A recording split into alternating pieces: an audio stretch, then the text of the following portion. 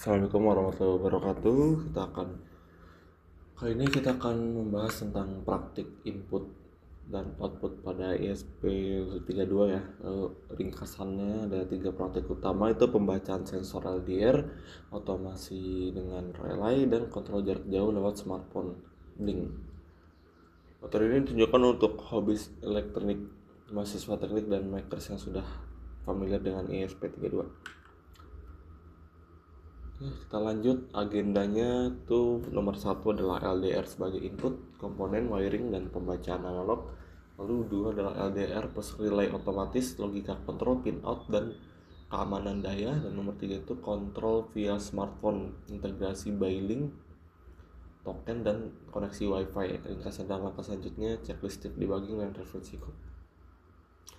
Lalu nomor 1 kita siapkan dulu perangkat LDR. Perangkat yang diperlukan adalah ESP32, LDR, resistor 10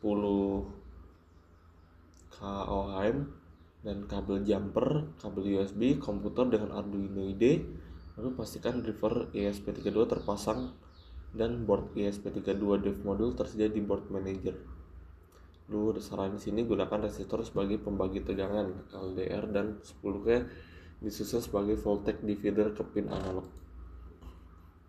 Lalu 2 adalah wiring dan konfigurasi pin LDR dan resistor, dan disusun seri, titik tengah ke pin analog AO atau ADC 1_O pada ESP32, dan ground dan 3.3 volt ESP32 digunakan. Jangan hubungkan LDR langsung ke 5 volt, dipakai 3,3 ya. Jadi pin ADC pada ESP32 bersifat 12 bit dan tergantung konfigurasi. Contoh yang dipakai adalah analog grid EO. Lalu perhatikan level tegangannya. ESP32 bekerja pada 3.3 volt. Lalu gunakan bagi atau sensor yang sesuai.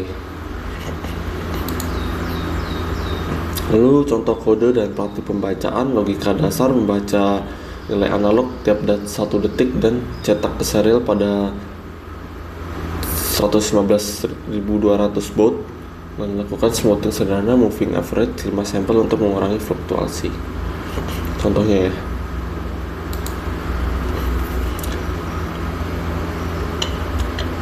Lalu menambahkan output relay untuk otomisasi. Komponen tambahan modul relay 5 volt, gunakan driver atau optocoupler jika perlu isolasi, lampu 5 volt, sumber daya eksternal untuk beban, dan relay dihubungkan ke GPIO 22 output, dan ESP32 LDR tetap di AO.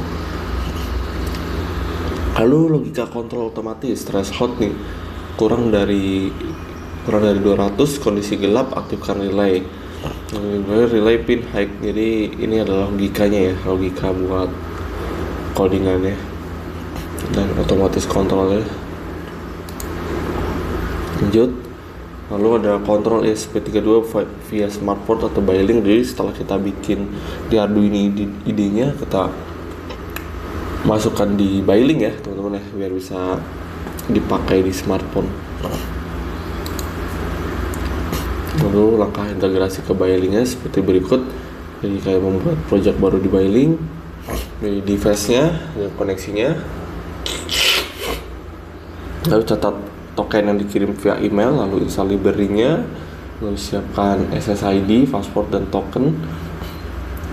Lalu di aplikasi tambahkan button widget buat ngatur ininya ya, yang sudah kita buat. Nih berikut gambaran logikanya. Lalu ringkasannya dan tips debugging berikutnya adalah verifikasi dulu perangkat kalian, lalu kalian debug serial. Lalu langkah selanjutnya tambahkan UTL buat keamanan di aplikasi kalian. Oke, berikut dari saya. Assalamualaikum warahmatullahi wabarakatuh.